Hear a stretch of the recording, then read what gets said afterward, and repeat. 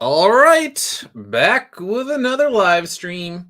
This one on Mr. Eric Canete and Arc Athena Volume 3 released this week. So, long story short, I really wanted to do a stream for Eric on Wednesday, but my power kept going out. So, as people know, I live out in Reno, and I also have a place in Montana. And I kind of bounce back and forth between the two over the course of the year. Right now, I'm in Reno, and snow and ice and things like that came in, and our power was out. And then it came back on, and then it went out again. And I was just like, I can't deal with this. I'm just like, I don't want to be starting a stream on Arc Athena, and then it just like cuts off. Like, I just don't want to deal with that. And then I don't want to get into too personal stuff, but my wife and I have a bunch of stuff we're trying to do, good stuff, nothing bad. And so I had some meetings on some stuff, and I was just like, I can't do it Wednesday. Then Thursday came along, and we had some more stuff that we had to do, and a meeting came up with some just like some financial stuff that we're trying to figure out if we could do what we want. So yeah, so it's Friday, and I'm like, I don't want to go into the weekend without talking about Arc Athena and making sure more eyes get on Eric's projects. But here's the thing: is on some level, I don't really need to do that because Eric's had a great week. This dude's shipping books like crazy via Iconic Comics. So as I've said before, with the Soul Finder hardcover earlier this year. As I've said before, with Timothy Lim's projects, thank you to the Iconic Comics team, the fulfillment and distribution guys and gals that are working hard. And now they have a YouTube page that they started. They got a TikTok page. I don't have TikTok. I don't think I will be doing TikTok. I have no desire to do TikTok. But if Iconic Comics wants to promote other Iconic Comics on TikTok, then yeah, go for it. Thank you very much. I appreciate that. I will be doing a short on Arc Athena, a YouTube short in the near future here. So that'll be happening. But yeah, Eric is knocking it out of the park with his third book here. He's got all six. The first six in the series is done, basically. Written, and I think he's penciled everything, and then it's and probably inked it too. I'm not 100% sure on that, but got to get it colored. But anyway, he's basically done, and the books are going to keep rolling out. Captain Cummings, Brett Palmer, thanks for tuning in. Really appreciate it. So yeah, a few things that we'll talk about today. Eric Canete's character, Iconic Comics, obviously. A little thing about Father Patrick Redder and people that want him for whatever reason to lose his faith in the storylines. And then obviously we could circle back on Tropic Thunder is always in the news. Every 6 months or so, people bring up Robert Downey Jr. as Kirk Lazarus, and they get all pissed off at it, and they want to quote unquote cancel Robert Downey Jr. And then most people are like, "Shut up." And it goes away, but then it comes back again. And I don't think I've like really ever talked about it, but it's like the weirdest thing to me. And as a Catholic, even I can appreciate good humor. When it's funny, it's funny. So if you remember Tropic Thunder, yeah, saw it in the theater or whatever. They had these fake movie trailers, and there was this one that was called Satan's Alley that always cracked me up. It was Robert Downey Jr.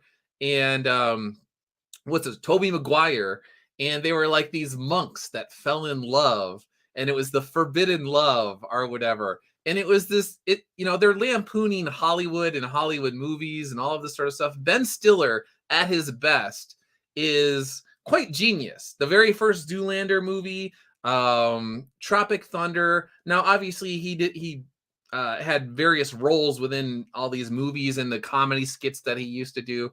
But when he was involved, Cable Guy, certain projects at his best, when he's involved in it, they are very, very funny. And anyway, the Satan's Alley, every once in a while, I think about this, the very ending of it. If you haven't seen the fake trailer, check it out. Let me see if this will play here. Satan's Alley.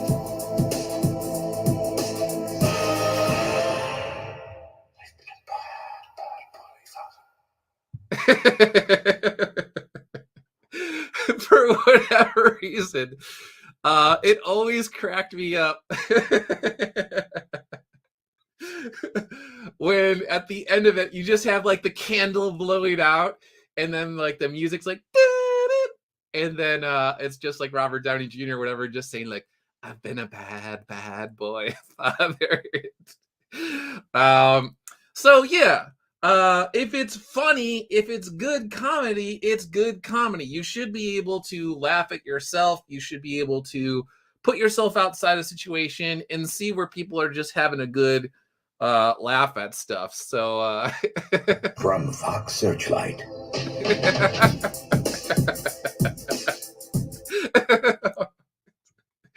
It's so ridiculous.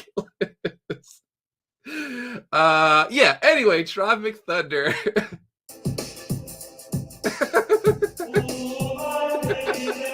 Five-time Academy Award winner Kirk Lazarus. So anyway, yeah, so the people that are upset that Robert Downey Jr.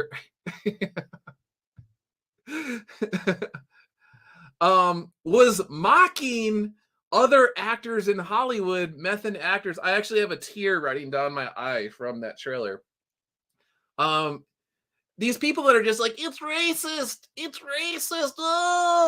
dude, he was mocking Hollywood. He was mocking these actors that are so full of themselves, and kind of guys like Jim Carrey, that he wants to turn himself into Andy Kaufman. So for like, months of shooting, he just acts like a complete jerk to people, and like that's supposed to like make him have a better performance or whatever. Or was it like Jared Leto when he was Joker, was mailing dead pigs to people on set, and just using it as an excuse to be stupid? Like, I mean, geez, do not apologize. Now, the one thing that I will say about this is Ben Stiller is a political activist in many ways. He's not as out there as others, but he is a political activist.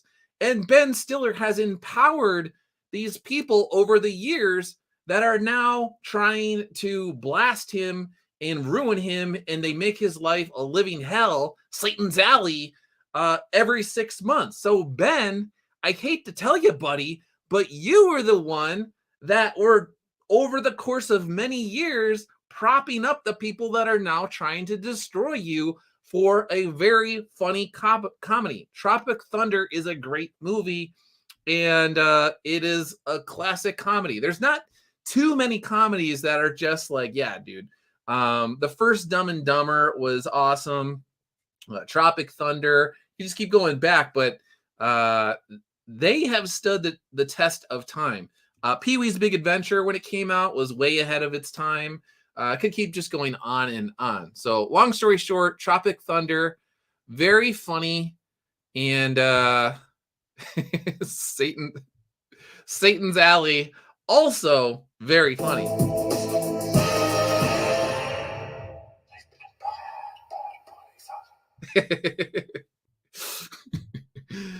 Never get tired of that. At some point in time, I will talk about Comics Matter with your boy Zach's video on black-pilled YouTube critics. Very interesting as well. Why not? I'll talk about it right now. So every once in a while, I'll still check out Richard's videos, and this one caught my eye. It was very interesting. He was talking about certain YouTubers that they have a vested interest in making sure that you are just always angry all the time. If there is something that you like in a series, if it gets better or whatever, and you're like, you know what, actually, that's not bad, I'll check it out. How they're like, no, you gotta be angry. It's always wokey, wokeroo all the time, 100%. And I actually give him a lot of credit for doing this video, because there is no doubt that he made a lot of other YouTubers really angry with this one, because, again, he's right. There are YouTubers out there that they they want you to be angry all the time. And they will look, if it's like a 3-hour movie and there is one line, like the whole thing is basically good, but there's like one line that's just like kind of questionable, or like, ah man, that's kind of like eye rolling. Like, you have to get up in arms and get the pitchforks out and storm the castle and all this sort of stuff, and just like do endless streams for weeks and weeks and months on this one line in a movie that was 3 hours, but the movie as a whole, like 99% of it was good. Now, I don't like when writers sucker punch me out of nowhere with stupid, like, left wing talking points or whatever. And it is embarrassing, but the reaction by YouTubers in general, not all of them, but a good portion of them, because their financial well-being is connected to you staying angry and hate watching things and all this sort of stuff. Do we really have to go much further into that? So I thought it was actually a very interesting video that he did that. Now, it was also funny. This brings me back to something.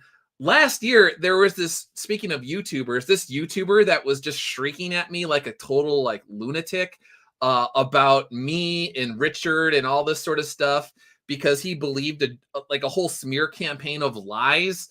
But I digress. And he was just like, you and Richard and this, and you did this, and you believe this, and you blah, blah. And I was just like, you don't even know my relationship with Richard. Like, you think, like, YouTubers think that unless it's on YouTube, it doesn't exist. So it's impossible for YouTubers to understand that, hey, maybe I have a relationship with someone that exists outside the public sphere. Or maybe if I have an issue with someone, I could actually talk to them off the grid, off to the side. I could either email them or I could call them or whatever, and we could just like handle our differences and just come to like an understanding about stuff and actually be on like halfway decent terms or even good terms. Like, no, there's a lot of YouTubers that are just like, no, you gotta monetize your haters. If you don't monetize your haters, it doesn't exist. You can't like Richard. You can't have, no beef with him because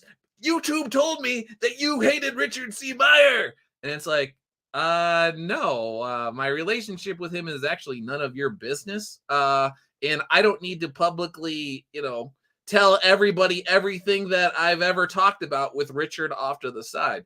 But that's a whole other thing. So long story short, YouTubers, a lot of them, they have a bizarre mentality where it's just like, no, like, unless you're somehow, some way talking about it on stream, then it doesn't exist. No. So I don't really have a beef with Richard whatsoever. There's been things that he's said and done in the past where I was like, okay, like, don't really agree with that, but don't have a beef with the guy. And when he does something that I think is interesting, I'll point it out. I don't have any issues with Richard. So, boop. All right, Common America. Let's see. We'll get back to that. Let's go back to Eric Canete. I want to say a few things about Eric Canete. Mr. Gohovac, nice to have you here as well. Thomas, thanks for having you around as well. Anyone else I'm missing? I apologize. Just quickly scanning here. Eric Canete. All right. Did I X'd out of like the, we'll bring that up. Here we go. Oh, we're just Arc Athena theories, our volume. All right. So 3 volumes, all 3 have been solid. They're building towards something. And each one, in my mind, the first 2 books, the second one was actually, how do I say it? It delved more into the characters. It did exactly, after reading 1, I was like, all right, I'm there with you. I'm following along. I want to see where this goes, but I want to get more into these characters. I want to get into their psyche a little bit more, and I want to understand who they are and have some sort of like empathy or sympathy for them. And then the second book comes out and I'm like, okay, cool. I see where you're going with this. Now the third one's out. I have to assume that it will continue the trajectory of the first 2. But here's the thing, is I have seen Eric respond this week and over the course of months to people that just say like really nasty, weird things about him. There was somebody that was not necessarily on YouTube, Twitter, Instagram, one of them perhaps, somebody saying something very just kind of really annoying about the series and mulling over what the series was about and just like really needlessly antagonistic. And Eric, he always does this. He responds in a cool, calm, and collected manner. He is like a professional acting like an actual professional. And he's very good at de-escalating situations and making sure that things don't spiral out of control and taking people that are hostile towards him and actually figuring out a way to get them to be like, actually, I kind of like this Eric Canete guy. So I appreciate that with him. If you just watch him on social media, watch him on Instagram, watch him on Twitter, whenever he's on YouTube, check him out. He is very good at parrying when people send him moronic things. So a couple months ago, there was someone, they deleted this comment. I talked about it. They basically said they like Eric Canete, but they're like, oh, this Doug Ertz guy. Doug Ertz is a bad person because people on the YouTube said that Doug Ernst is a bad person, so he must be a bad person.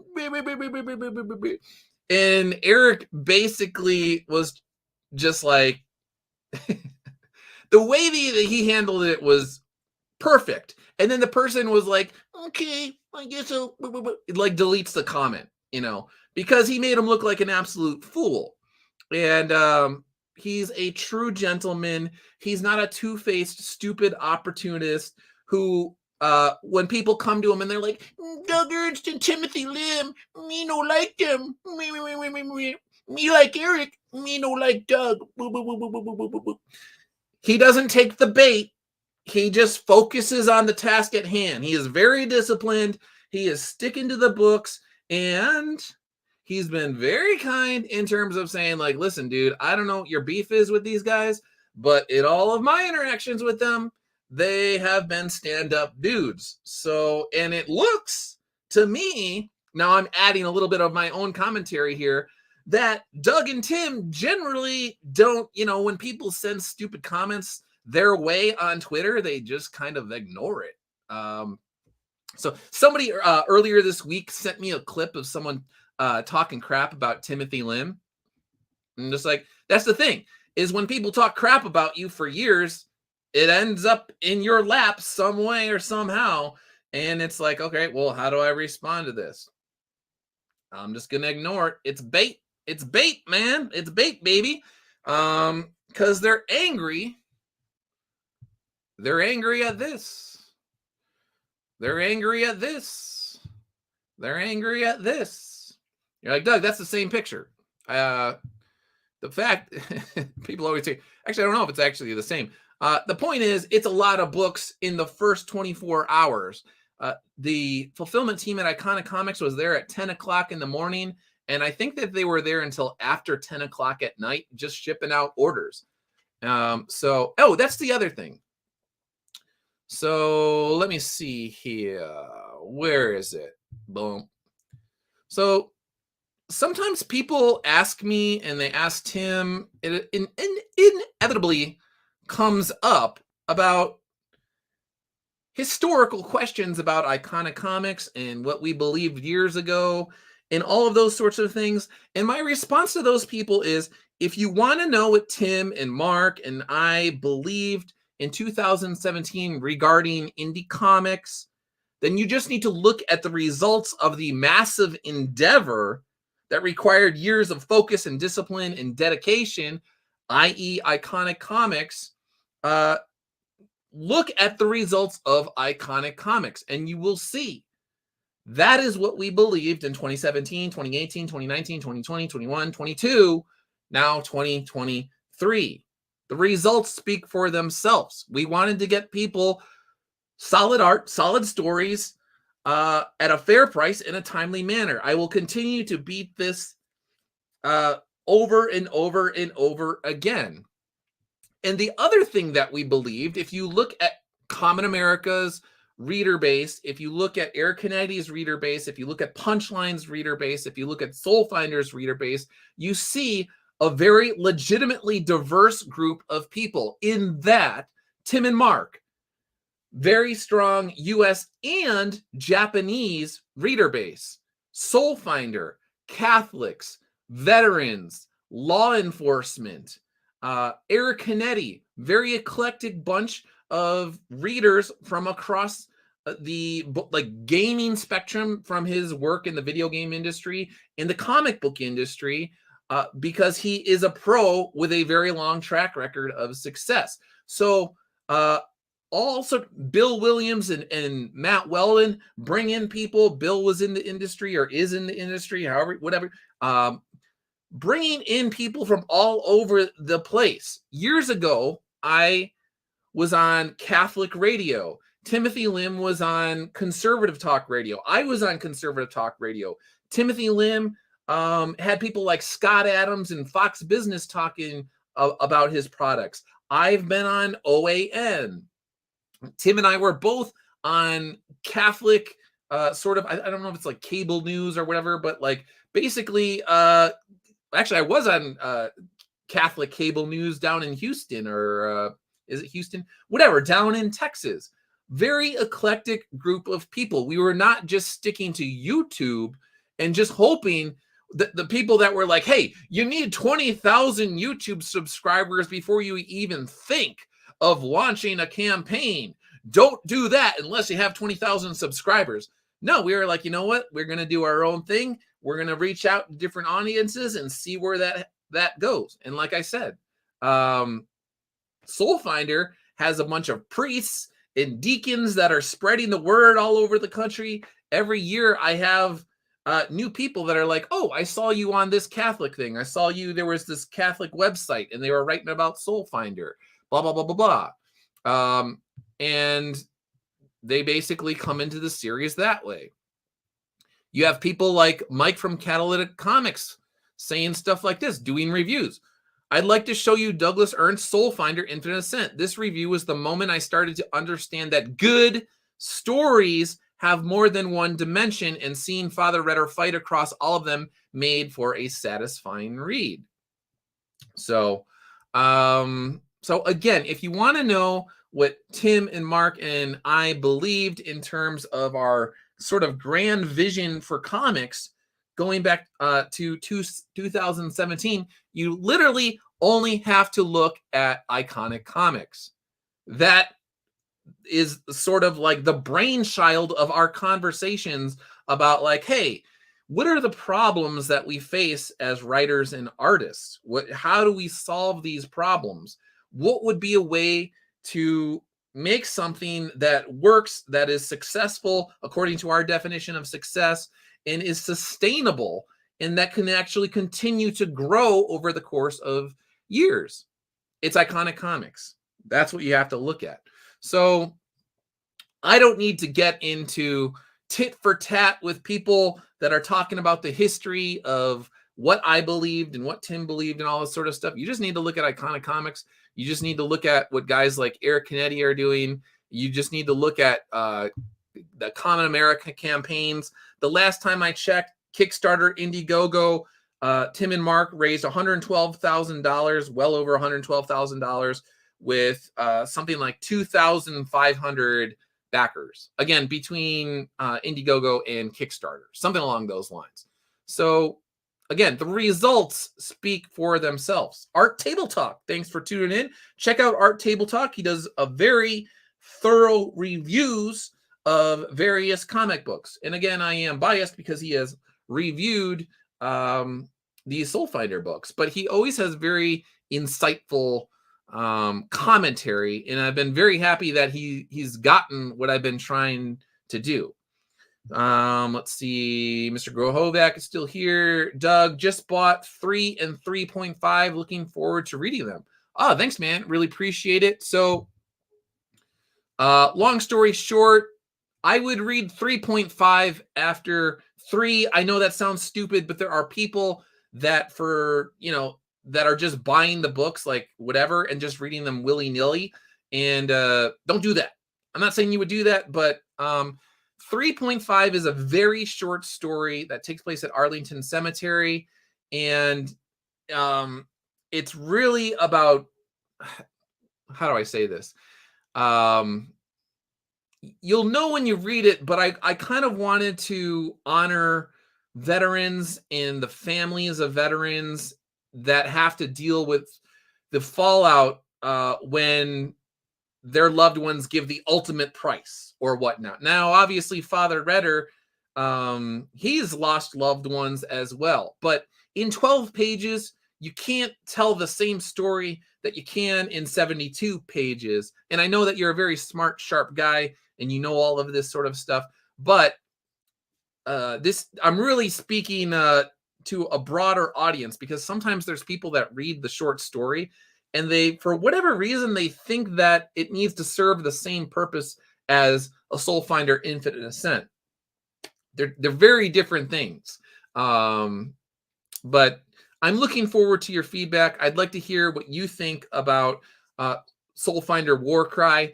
And there are spoilers, but I would actually go to Art Table Talk's channel and check out his commentary on Warcry. If not before you read it, after it, see where you agree with him or where you disagree.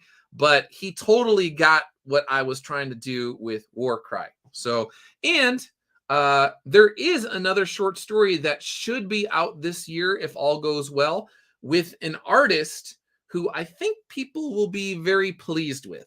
We'll just put it that way. I have not said specifically, I think on Patreon, I heavily hinted at who the artist is, but there is a very high quality artist who will be doing Soul Finder Noctis Terrare, Soul Finder Night Tear, or I might meet Terrares, Night Tears, plural. But that should be out sometime this year. Let's see where we're at. Boom. Now, Matt Weldon, speaking of Matt Weldon, besides doing his cool Turtles Street Fighter artwork, he released a little penciled image the other day of a young Reginald Crane getting choked out. Who is choking out Reginald Crane as a young man in the Vietnam War? What is going on there? Looks like he is in a state of distress. Matt has done a number of the inks already. We're working on the color work, but I told Matt the other day, I was actually able to talk to him on the phone, which was super cool. I was like, Matt, dude, do not worry about rushing this. We don't need to get this out by Bell County Comic-Con if the color work is going to hold it up. I want you to be happy with the colors. So my guess is for sure I should have the short story ready for Bell County Comic-Con. I will have the hardcovers at Bell County Comic-Con, which I did not have last year. If I can get volume 4 in saddle stitch for Bell County Comic-Con, that would be awesome. But I don't want to just slap some color work on there and call it a day. So if Jean-Francois Ballou or Jean, I don't know what he wants to go by, if it's in his schedule and he can make it happen, great. If not, no problem. If Matt wants to go with another colorist for any number of reasons, I fully support Matt. I want him to be happy with the end product. I want the artist to be happy. I want him to be psyched. And I want him to always be like, dude, every time I do a Soul Finder book, I know Doug is not going to cut corners. I know that he's going to do the best to showcase my talents. And so that's what I have tried to do with Matt. And I've tried to give him scripts that live up to his talents as well. Speaking of Matt, I got sent this as well. So for those that don't know, Matt Weldon has these $1 prints of cats. So it could be a G.I. Joe's Snake Eyes print or whatever. These things sell like mad at the booth. I was it in Arkansas or Alabama? We've done like multiple shows. No, it was Alabama. and there was like a bunch of high school kids there, and a group of them found these cats that Matt had. And then it was like the entire high school, like an entire senior class, just converged on Matt Weldon's booth. I'm obviously next to him. And they were all going crazy buying these cats. And then, like, at the end of the day, Matt Weldon has this giant stack of $1 bills. No, Matt is not a stripper, but he like, the end result was like if Matt was the greatest stripper of all time. But it was for these cats that he had. And it was just like dollar bill, y'all, and just all these different dollar bills. So I'm into Breath of the Wild lately because the new one's coming out. So I have revisited Breath of the Wild. Every time I see Matt or Tim or Eric Canete, their success. If you remember Beetle, where he's like, yeah, whoa. That's how I feel. So yeah, if you like this sort of stuff, if you want $1 prints of Cat Shua, go to Bell County Comic Con or go to any other shows we end up at this year. Matt will be there, and he will most likely have all these. He'll have his Common America, Rags, Punchline, all that sort of stuff. But like I said, these kids went absolutely ballistic for these prints. Now, probably kids don't have a lot of money as well. So for $1, they're like, yeah, that's cool. Or like, whatever. And they buy it. So what else? Oh, I wanted to talk about. So every once in a while, I have an excuse to talk about people that just don't get Soul Finder. And where is it? Oh, okay. All right. I don't want to get into details, but there are individuals out there that actually think that I should do a story where Father Patrick Redder loses his faith. And my response to them is that is not going to happen. And I've actually been criticized now for saying that it is not going to happen. Here's the thing. The mainstream industry is always deconstructing characters. It is tired. It is cliche. It has been done to death. The priest that loses his faith. Why on earth would I do something like that? Now, if it was a situation where he regains his faith at the end of it, I guess, whatever. But basically, if you see most indie comics, or whether it's in the mainstream, if you see a priest who loses his faith, he's going to be this morose character. He's like, oh, he's just going to be a downer all the time.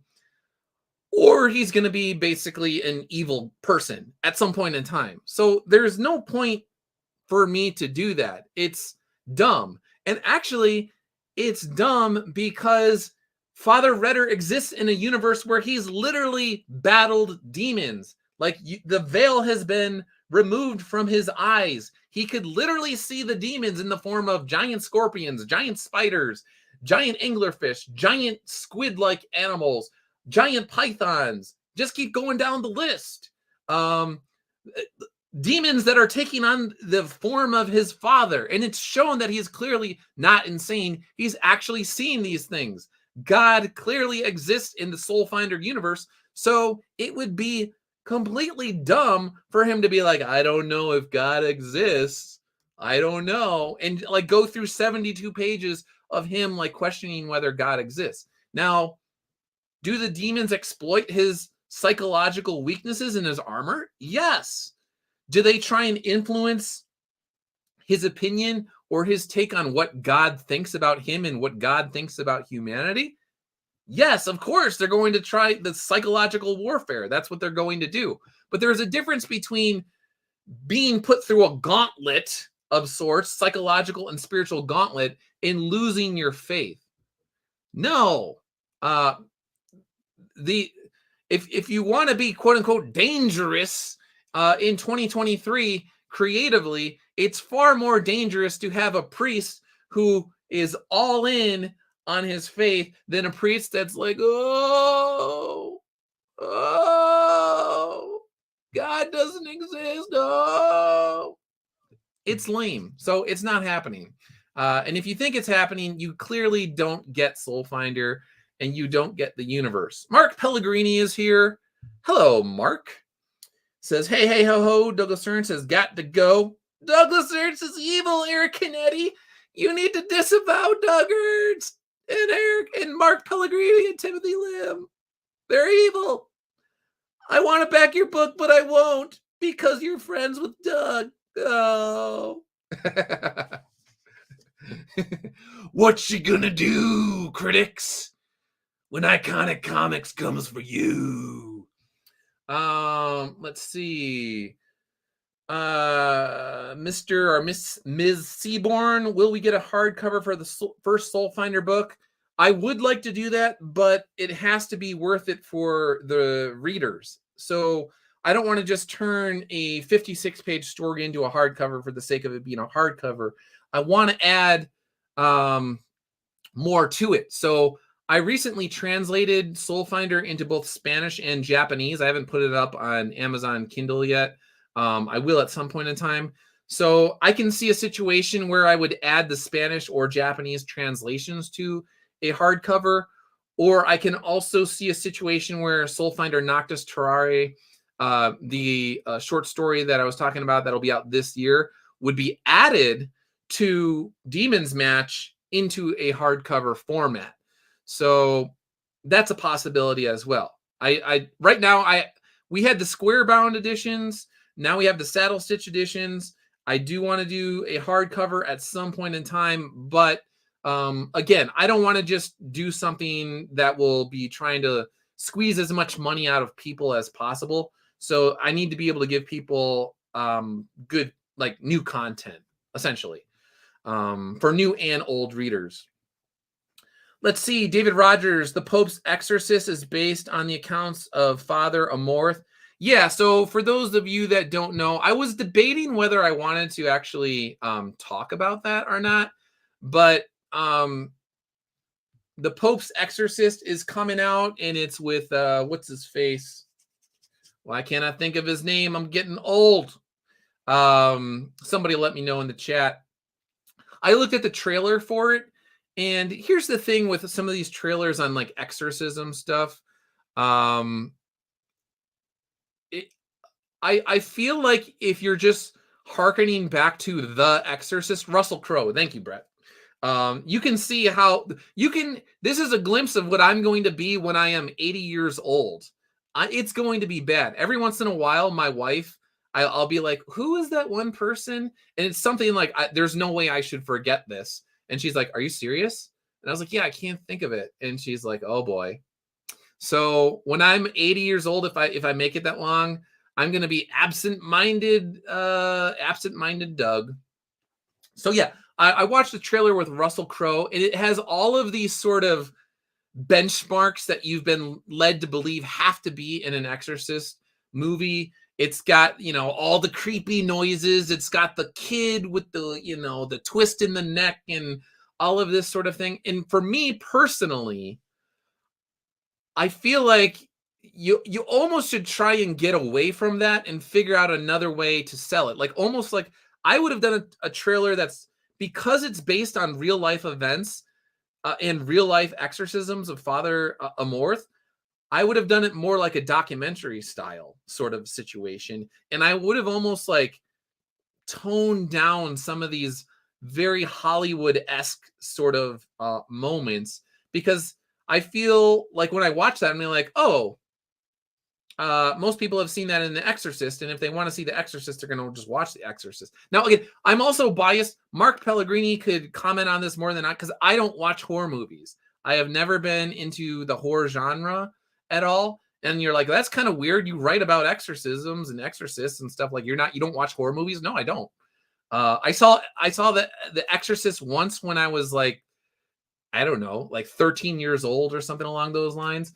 And I actually went to the Exorcist Steps in Georgetown.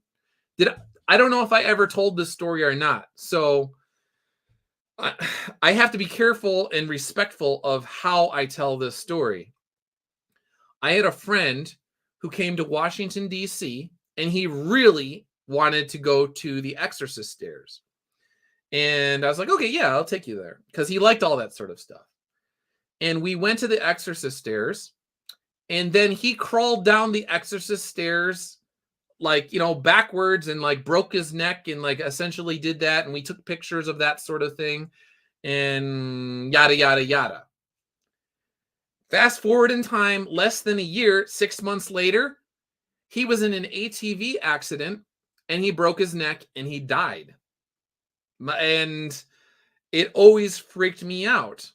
What actually freaks me out even more than that is also my friend has come to me multiple times over the years in my sleep, and I don't want to get into what he says and what happens when he comes to me in my sleep, but my hair stands up on end, and even right now I get chills talking about it. So it's a very super awkward subject for me, but I always thought it was very eerie that he came to the Exorcist stairs, did the demon walk down the stairs and broken neck thing, and less than a year later, he had broken his neck in an ATV accident and was dead. So sorry, that's a little bit of a downer, but I guess I'll tell you some of the dreams. So every once in a while, I'm like fighting the chills right now. My friend will come to me in my dreams, and it hasn't been for many years now, but he would be talking to me, and I know that he's dead. And when he talks to me, I'll be like, oh man, I have to tell him he's dead. And so at some point in time, I'll be like, dude, you died. You died.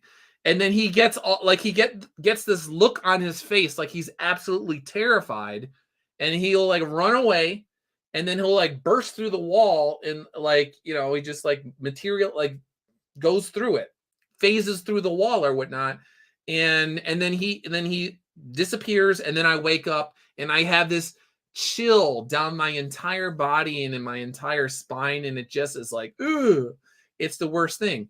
And somewhat recently I had another dream where I saw him and he was talking, and I wanted to tell him like, you're dead, man, and I couldn't do it. Like I was just like super sad, and I like couldn't bring myself to like say anything, and then I ended up waking up and I was just like really sad. But that's my Exorcist story for you. In terms of Russell Crowe, I might check out the movie, but I would actually suggest that you check out Father Amorth's books. The books are where it's at. It's just like Malachi Martin, Hostage to the Devil. They did some sort of documentary thing on that. I didn't even watch it. You want to actually read Hostage to the Devil, the book. It's a monster book. It's giant, but it is fabulous. It is outstanding. Malachi Martin probably has an IQ of 150 or greater. One of the most intelligent writers that I have ever had the privilege to read. I am so thankful that before I died, I got to read Malachi Martin's Hostage to the Devil.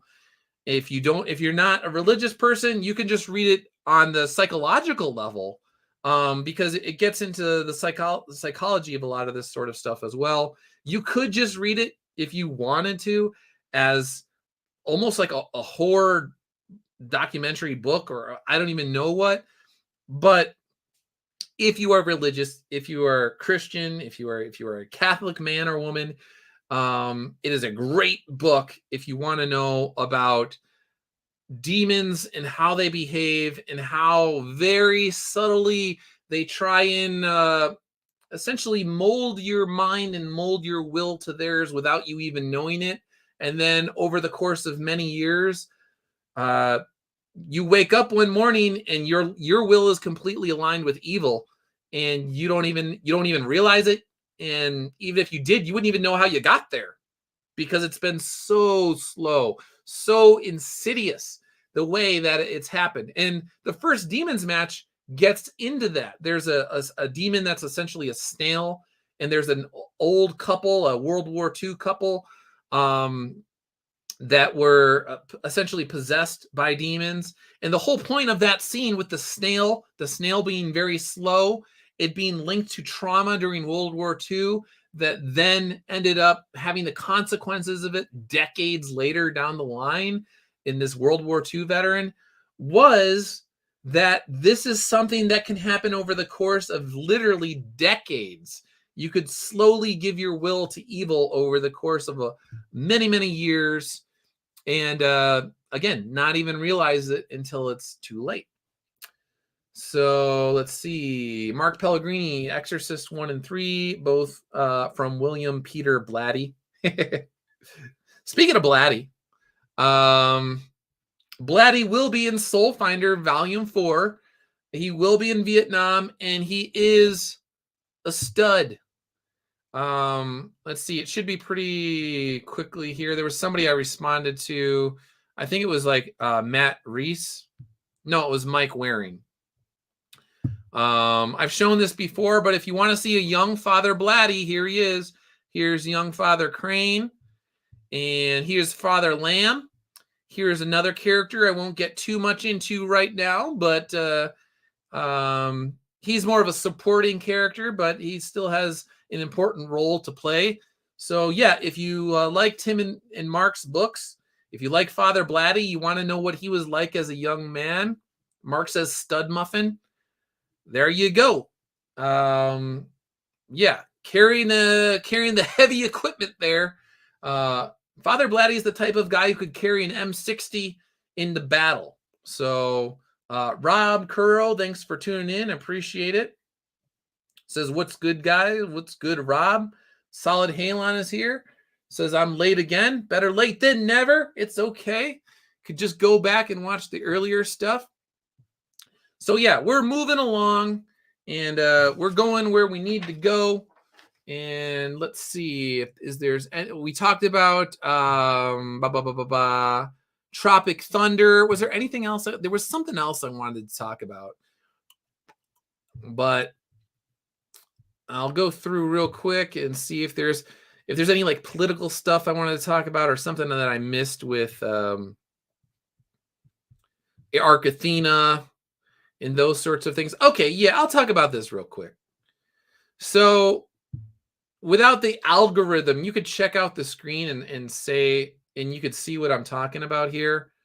There's a certain date that took place in January a while back, a few years ago, and all of these people acted like it was Pearl Harbor. It was like 9/11 and all this sort of stuff. And I said at the time that I worked in the Capitol. I was a full-time intern for like 6 months after graduate school. And you're like, wait, you went to graduate school, you got a master's degree, and then you were an intern? Yes. You have to take the lowest, you have to humble yourself. When you humble yourself, it tends to open up other doors for you. So I graduated with a master's in political science from American University. I was still working in the gym at the time. And then I took an internship at the Capitol with my congressman. And they liked it because they were like, oh, this guy is on the ball. He's got a really good resume. We basically could hire him. And actually, that almost happened after my internship. I almost worked full-time on Capitol Hill for another congressman. Blessing in disguise that it never happened for a number of reasons. But long story short, I worked in the Capitol for 6 months. I used to give tours of the Capitol like on an almost daily basis. Sometimes I would give 3 tours a day. I don't know, maybe even more, 4 tours. Who knows? It was a lot. Anytime someone came from Illinois and they wanted a tour, I was the tour guide. I gave them the history of the Capitol and all of this stuff. So I know about the Capitol. And I know that in the 90s, there was a shooting event and they revamped all of the security. And that place is super secure. If they want it all buttons, all zipped, all zippers zipped in a hurry, they can do it if they want. So the fact that on a certain day a couple years ago, all the buttons weren't buttoned and all the zippers weren't zipped, it tells me that there was either a major security lapse or it was intentional. One of the two.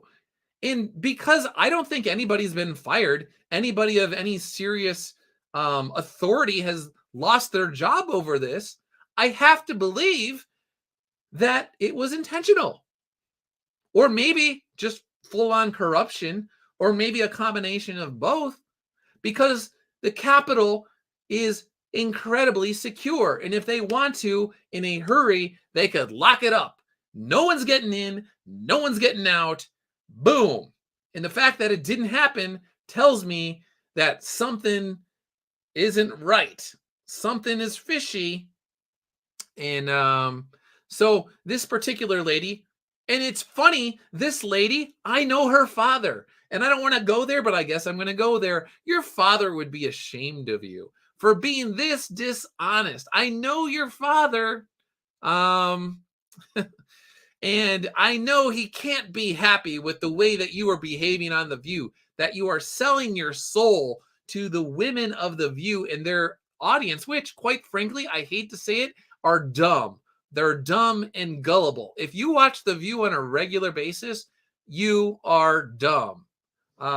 Because the things that they say are just totally ridiculous and actually mean-spirited and gross. Joy Behar the other day was saying that the people of Ohio that are suffering from this environmental disaster, if this is accurate, I saw like a little bit, they were, Newsbusters was tweeting about it, but everything, it's not out of context. She said plenty of mean things along these lines. Like, these people essentially deserve it because they voted for Donald Trump. Yeah, you deserve to get rare cancers and lymphoma and lung cancer and all this sort of stuff 10 years from now because you voted for Donald Trump. What? That says a lot about Joy Behar's soul. Anyway, the point is this particular lady that doesn't want the footage from that day released because she says that somehow it's going to jeopardize the security apparatus at the Capitol. She's full of it. Like, there's countless hours of footage that they could release that won't do anything wrong, but that will show that all of these people are dishonest. They are liars. They are partisan hacks that wanted to create a narrative around something. So, yeah. All right. Here's the last thing that I want to talk about today. Every once in a while, I will see somebody that frames Iconic Comics as if it is a conservative activist organization or something along those lines, as opposed to just a good company that just so happens to have a conservative guy or two or three that works there. Like, they don't have an openly hostile relationship towards me. So therefore, ipso facto, it is a de facto conservative activist group or something like that. If you look at Iconic Comics social media pages, if you look at Eric Canete's page, if you look at Mark Pellegrini's page, if you look at Tim's page, for the most part, they just stick to their books. Mark sticks to talking about horror movies. The only person that really gets kind of more overtly political about stuff is me. And why do I do that? Because, again, I worked in the Capitol. I worked at a newspaper. I worked at the Heritage Foundation. And my history will always follow me everywhere I go. So it doesn't matter what I say or what I do. There are people that just automatically assume they come to all sorts of conclusions about me. I can't erase my online history. I can't erase my online employment. I am the conservative guy. So I don't think that I say anything that is remotely close to the just sort of strident and gross and incendiary nature of a lot of people in the comic book industry, particularly the mainstream comic book industry. I'm not anywhere close to them in terms of, being a rhetorical bomb thrower or anything along those lines. I make observations, and I am a conservative guy, but it bothers me when people act as if the books themselves are conservative propaganda. No, the story comes first. It's all about the story. If you're a serious storyteller, you actually look down and you have disdain for just straight up propaganda, whether it's from the right or from the left. I want to tell a good story that is rooted, obviously, in the cardinal virtues, that is rooted in my faith, that does justice to my creator. I want to be able to stand before God, the throne of judgment when I pass away. And I want to be able to say that I did my best to honor my God and my creator in Christ. But my stories are not political cudgels. They are not partisan cudgels. And Iconic Comics is not some sort of activist group. It just simply isn't. And it's gross to me for people on the right or the left to pretend as if it is a nonprofit organization trying to bash people over the head with conservatism. It's not. I'm just a conservative guy. I'm a Catholic conservative man, but I'm a writer by vocation, and I take writing very seriously, and I don't want to insult my audience. It doesn't matter who they are. And like Mike was saying right here, I try to tell stories that have more than one dimension. You want to tell stories with layers to them. So when people of any political persuasion or any spiritual belief look into the story, they can get something of value out of it. Now, yes, would it thrill me? Would I love it if somebody read Soul Finder and then went on one day to go through RCIA and Soul Finder played some part consciously or unconsciously in their conversion? Sure, of course.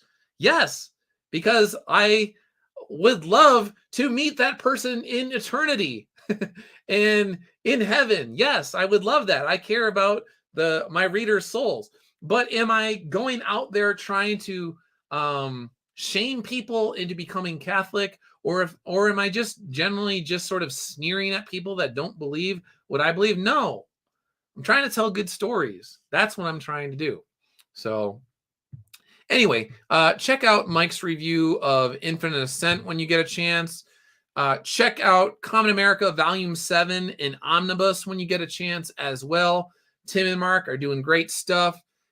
Check out Soul Finder Infinite Ascent if you haven't already. Thank you to the individual or individuals who said they just ordered 3 and 3.5. And I'm going to try and find you. Where was it? Was it Mr. DeVries? Said that he got 3 and 3.5. Anybody else? AL, thanks for tuning in. I appreciate it. Matt Reese, thanks for tuning in. Thank you. Art Table Talk, VMRE. Anybody else I missed? Mr. Grahovac. Yeah, it was Mr. DeVries. So thank you for checking out Soul Finder, both Infinite Ascent and Warcry. And definitely check out Arc Athena Volume 3. All 3 are available. I think the 50% off sale ends this week, but 50% off is actually like a really good deal. So I would take advantage of that. Now, actually, here's the other thing. Eric Canete, if you're watching, I wasn't sure whether I wanted to propose this. I wasn't sure if I should say, like, hey, what if we did a Soul Finder sale in conjunction with the Arc Athena 50% off sale? Would that help you? Would that bring in more sales for Arc Athena? Or would that be me trying to steal your spotlight somehow? So I didn't say anything because I wasn't sure. I don't know. I was like, all right, this is Eric's week. We want to make it about Eric.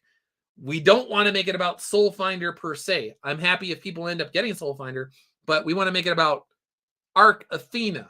But like, there was a part of me that was like, I think that if we had a Soul Finder sale this week, it might actually encourage more people. And some of the people that get Soul Finder will actually get Arc Athena that were like maybe dragging their feet or who knows what. They were waiting for whatever paycheck. But then I was just like, no, if we do that, then it like seems like I'm trying to make it about myself. And I don't want to do that. Anyway, Eric, in the future, maybe we can do some sort of tandem sale for Arc Athena and Soul Finder, and we'll figure something out. Earlier in Christmas, they had the Black Friday sale where everything was like 20% off. So I'm sure Iconic will do that again. But yeah. So I don't know if the original artwork sold out or not. Can you still get the original artwork? Looks like there might be some left. So yeah. Anyway, thanks again, AL. How do you get the 50% off? Is it already taken off in the website? I should know, but I think it's so. It looks like it says it right here. It's weird because I actually ordered the book, so I should know. But yeah, I think it's just automatically there. There was a debate whether there was going to be a promo code. Yeah, so it's already factored into the price. AL. Let's see. AL, I want people to have a relationship with Jesus Christ, their Lord and Maker. We are on the same page. Craig, let's see. Can you believe the mainstream media is arguing for the government to give less information to the press just because they don't like the politics of the journalist who got the info? Once upon a time, the media was supposed to be sort of like this bulwark against government tyranny. They were the ones that were supposed to stand up to the tyrants and wannabe tyrants that are in charge of the levers of power in government, whether it was local, state, or federal. But then somewhere along the line, they were like, especially in Washington, D.C. I will tell you this, having lived there, that a lot of people, they love the black tie events. They love going to parties with the little hors d'oeuvres. They got the, lobster, who knows what, lobster bruschetta or something like that. I'm just making up whatever. They like going to events where there was one guy. I'm not going to out the guy because I'm not 100% sure. I just heard about him. He was a total ladder climber. And I heard that he used to host these parties. But if you wanted to come to the party where he would have like shark fin soup and all of this sort of thing, you essentially had to bring high-end liquor with you in order to get in. So that was the deal. So there was all sorts of quote unquote networking going on, really just a bunch of schmoozing by a narcissistic sociopath, as far as I'm concerned, a bunch of ladder climbers sort of people. But it was like, yeah, you could come to the party with all of us cool guys, but you got to bring some high-end liquor. And then maybe we'll give you some shark fin soup. And then we'll all sip our shark fin soup and be like, we made it, guys. We made it. Obviously, I did not go to the shark fin soup parties.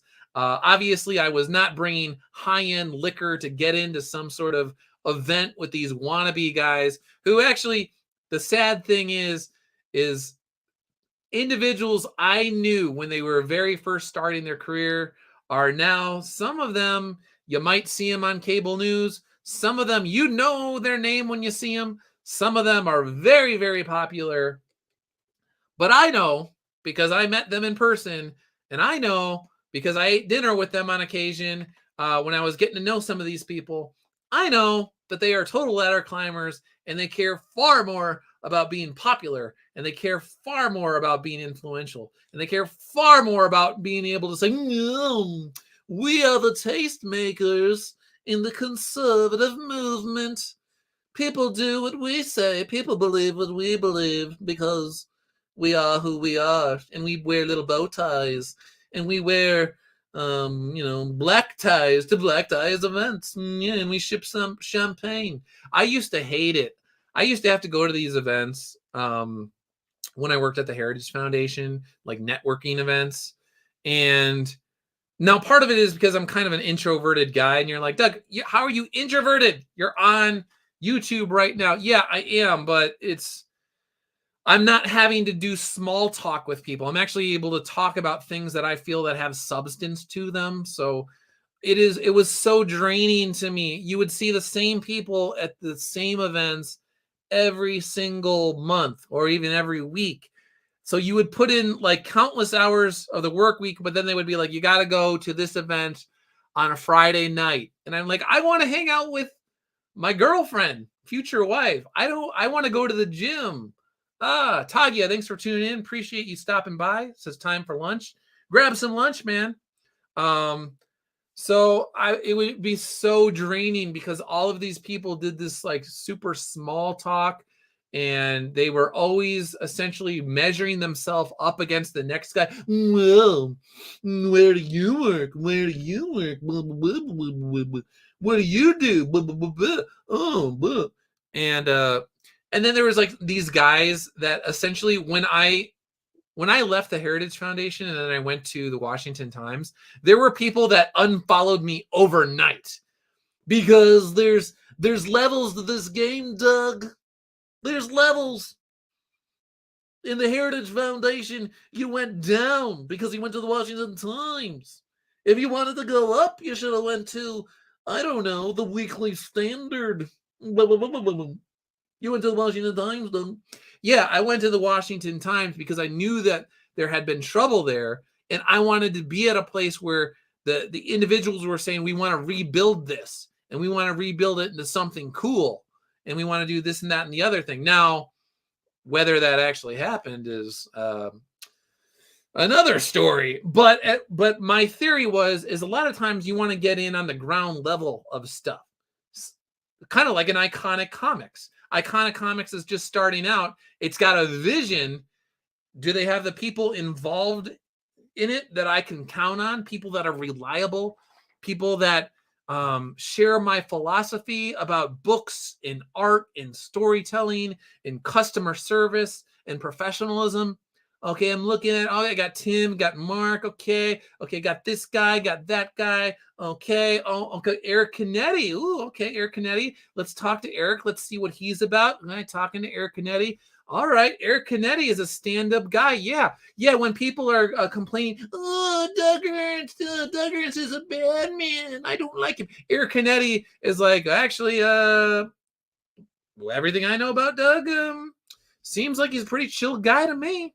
And then if he does have questions, Eric does the mature thing. Eric does the professional thing and says like, hey, Doug, somebody said that you're the devil. What do you have to say? What's your take on the situation? Why are you the devil? And then I'll be like, actually, here's my opinion. Here's what I believe, and blah, blah, blah, blah, blah, blah. And then he could take that information and make a reasonable conclusion based off of my response to his professional opinions. But that's another story. Xander is here. Thanks for tuning in. AL, shark fin soup is illegal now. Yeah, no, that's the whole thing. Is there's this stigma, right or wrong. If you were just killing sharks for just their fins and then just throwing them back into the ocean, like, I think that's kind of gross. I think what you should do is use the entire animal or as much of the animal as possible.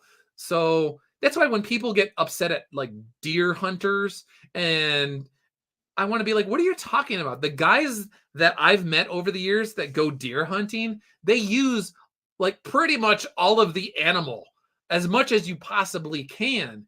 They are actually more in tune with food than you. You go to the store and you're completely disconnected from the whole process about how you get your food on a daily basis. You think that your steaks come from a steak tree and then they just fall onto the ground and someone collects up the New York strip steak and then they put them in the meat section and they're there for you. You have no idea how your food is processed, but you want to get mad at the guy who hunts deer. It doesn't make any sense to me. But yeah, there's a whole thing around shark fin soup. So you have these people, again, it doesn't matter whether they're on the right or the left side of the political spectrum. There are people that are total elitists, and they actually don't like your everyday American. They kind of look down on you because they're the elite. We've made it into the inner ring. We've made it into the inner circle. But every time C.S. Lewis talked about this, there's actually like a cool piece that he did up years ago that is on like the inner ring. And what they do is they always make smaller and smaller and smaller and smaller and smaller rings because they want to feel like, well, they're special. You're special. They want to feel like they are the most powerful. They are the most influential. And even if they generally believe in Austrian economics or they love Milton Friedman, they also really love their themselves. They also have giant egos. Captain Cummings says, I wish steaks grew on trees. That would be kind of cool. Let's see. Tagia, thanks again for tuning in. So, all right, I think I've basically said my piece. Thanks to everybody that has supported Iconic Comics. Thanks to everyone who's supported Common America, Black Ops, Punchline, Soul Finder, Arc Athena. If I've missed anything, I apologize. I just want to get it all out there. There's plenty more coming along this year. We're only in February. Stay tuned. There's some really interesting surprises that I have not talked about yet. And Tim has done his little thing where he tortures me. He has sent me some. Again, I'm just joking. Don't take me out of context. He has sent me some pages from an upcoming project of his that are just outstanding. And yes, I am biased, but trust me, when you see these pages, things are getting heavy. That's all I'll say. So anyway, again, thanks again to everyone tuned in. I'll be back with another live stream in the near future, and see you later. See ya.